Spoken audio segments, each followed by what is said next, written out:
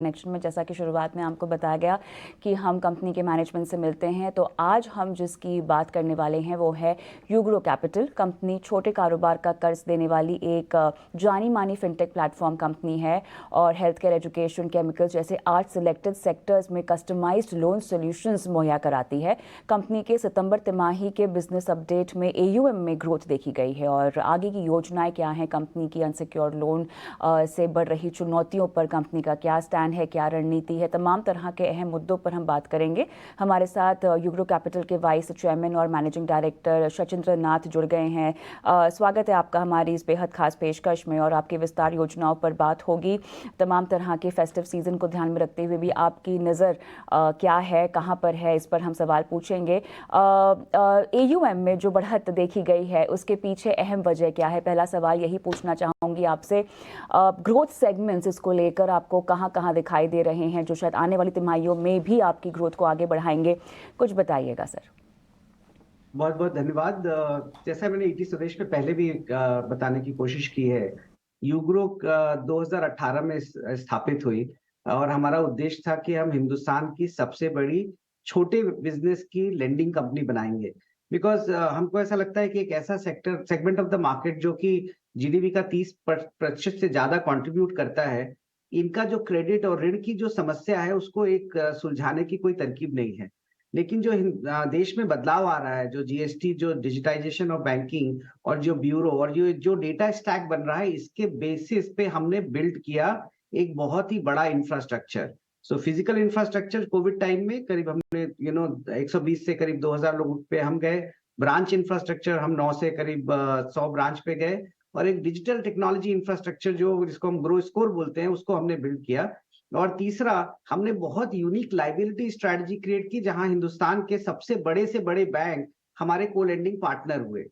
इन सब का जो अब आप देख रहे हैं, अगर आप देखें हम 2020 में 850 करोड़ पे थे। उसके बाद कोविड आया, कोविड जब खत्म हुआ तो हम 3000 करोड़ पे थे 2022 में। 2023 में हम 6000 करोड़ पे थे और इस क्वार्टर के एंड पे, जो सेकंड क्वार्टर के एंड पे, हम करीब 7600 करोड़ पे पहुंचे हैं। और हमने मार्च में भी ये कहा था कि मार्च के महीने में हम 500 करोड़ पर मंथ के रन रेट पे थे और यही रन रेट अब हमारा धीरे धीरे चलेगा और थोड़ा थोड़ा बढ़ता रहेगा।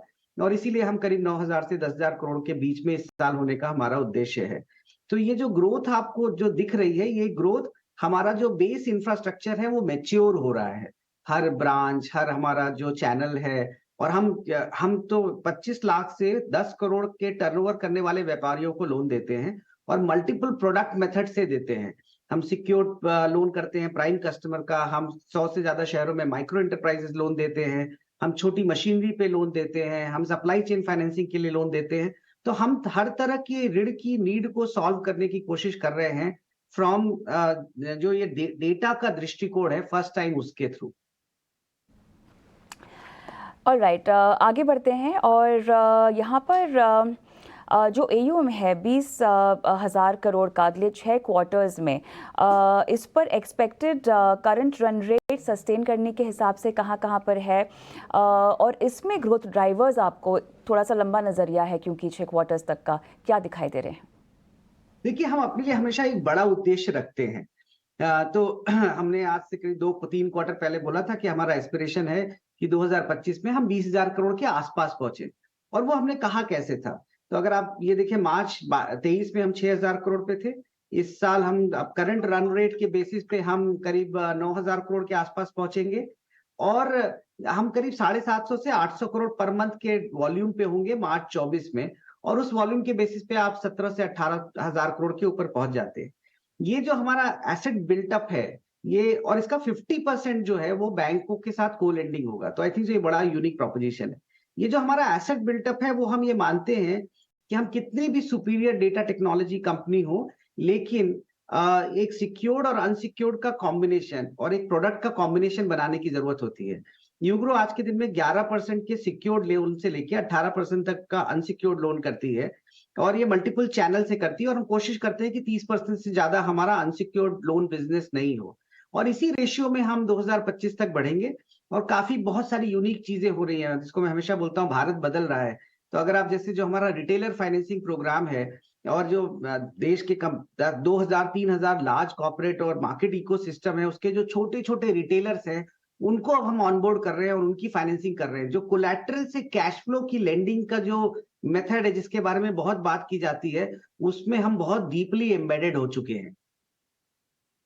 ऑलराइट, अब ये बताएं हमें कि ओवरऑल FY25 को लेकर आपका फोकस और स्ट्रैटेजी वाइज कुछ बदलाव, कुछ खास एरियाज पे जो आप साझा करना चाहें। देखिए, हम 2 चीज़ कर रहे हैं as a listed company.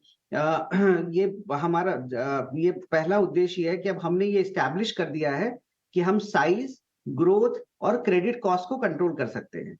But public market के लिए और हमारे शेयर होल्डर को बेनिफिट लेने के लिए हमको ये भी एस्टैब्लिश करना है कि हमारा जो प्रॉफिटेबिलिटी पूल है, वो जो बहुत पुरानी एस्टैब्लिश कंपनी है, उसके आस-पास होना चाहिए। तो हमारा बहुत बड़ा फोकस है बॉटम लाइन को इम्प्रूव करने का। अगर आप देखेंगे, ये अब हमारा जो अर्ली ओपेक्स जर्नी है वो कंप्लीट होने के बाद हमारी बॉटम लाइन जर्नी शुरू हो गई है। 2022 में हम 7 करोड़ के पैट पे थे, 23 पे 40 करोड़ के पैट पे थे, पहले क्वार्टर में 25 करोड़ के पैट पे थे और जब हम रिजल्ट अनाउंस करेंगे, हमने बिजनेस हाइलाइट तो दे दिए, जब रिजल्ट अनाउंस करेंगे तो आप देखेंगे उसमें एक सिग्निफिकेंट इंप्रूवमेंट हम बॉटम लाइन पे लाएंगे। इस साल हमने गाइडेंस किया है कि हम 120 से 130 करोड़ के आसपास का हम पैट करेंगे, जो 10 से 11% का आरओई होगा। और हमारा ये उद्देश्य है कि एयूएम के साथ और क्रेडिट को कंट्रोल करने के साथ हम अपना प्रॉफिटेबिलिटी भी 2025 में इससे डबल करें। उसके बाद यूग्रो एक यूनिक कंपनी होगी जो सारे large main line lending institution के कंपेरेबल होगी फाइनेंशियल परफॉर्मेंस पे, और बहुत बड़ा साइज क्रिएट कर पाएगी because of its digital infrastructure, physical infrastructure and जो लाइबिलिटी का ये को लेंडिंग का मॉडल जिसको हमने हिंदुस्तान में अब इस्टेब्लिश करके दिखा दिया है, उसकी वजह से जो ये पेरिनियल प्रॉब्लम होती है एनबीएफसी को पैसा कहाँ से आएंगे, वो काफी हद तक सॉल्व हो जाएगी। ओवरऑल बुक अगर मैं आपकी समझना चाहूँ तो कितना कंपोनेंट सिक्योर्ड वर्सेस अनसिक्योर्ड का होगा? देखिए, ऐसा है कि ये एक मिथ है कि खाली सिक्योर्ड बिजनेस ही अच्छा होता है। सिक्योर्ड बिजनेस अच्छा जरूर, लेकिन हम ये भी एक समस्या है कि छोटे व्यापारी के पास बहुत ज्यादा कोलेटरल देने के लिए होता नहीं है। बट हम इससे बहुत बाहर भी नहीं जाना चाहते, इसीलिए हम ये जो मिक्स क्रिएट करते हैं वो 70 और 30 का करते हैं। अनसिक्योर्ड बिजनेस भी जो हम स्मॉल बिजनेस को देते हैं वो बहुत ही प्राइम कस्टमर को देते हैं, ऐसा कस्टमर जिसका जीएसटी प्लस बैंकिंग से हम कैश फ्लो सिस्टम निकाल सके। और यही 70 और 30 का मिक्स हम कंटिन्यूअसली चलाएंगे 2025-2026 तक।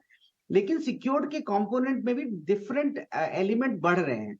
जैसे पहले हम 1 से 1.5 करोड़ का सिक्योर्ड टिकट टॉप 25 सिटीज में करते थे, अब हम 8 से 9 लाख का सिक्योर्ड जो है माइक्रो एंटरप्राइजेस करना शुरू कर दिया। हमारी 75 ब्रांचेस हैं और 75 ब्रांचेस ऐड कर रहे हैं। हमारा जो रिटेलर फाइनेंसिंग है या जो हमारा मशीनरी फाइनेंसिंग है, अभी हमने जो है सोलर पूरा लॉन्च किया है, इससे हमारा यील्ड ग्रेजुअली बढ़ेगा और कस्टमर की नीड भी और छोटे व्यापारियों की सर्व होने लग जाएगी। बट ब्रॉडली हमारा जो सिक्योर्ड और अनसिक्योर्ड का मिक्स है वो इसी रेंज में चलेगा।